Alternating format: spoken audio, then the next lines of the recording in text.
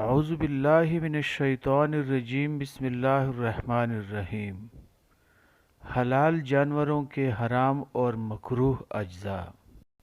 حلال جانور کی یہ 7 اجزاء کھانا درست نہیں ہے۔ نمبر 1، بہتا ہوا خون۔ نمبر 2، مادہ جانور کی شرمگاہ۔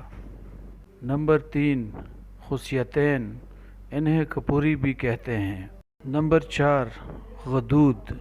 نمبر 5، نر جانور کی پیشاب گاہ۔ نمبر 6، مثانہ۔ نمبر 7، پتا۔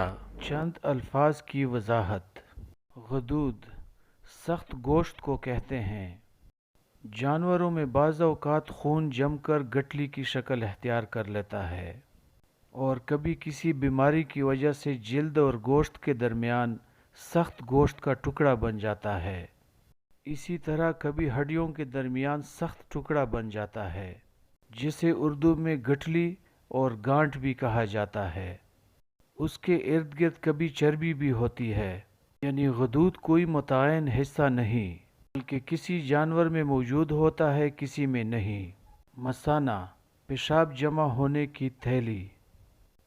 پتا، جگر کے نیچے ایک چھوٹی سی تھیلی جس میں کڑوا مایع موجود ہوتا ہے۔ اگر کسی کو ان اعضاء کی پہچان نہ ہو تو کسی تجربہ کار آدمی سے معلوم کر لینا چاہیے۔ ان 7 اجزاء کے علاوہ بقیہ اعضاء کا کھانا جائز ہے۔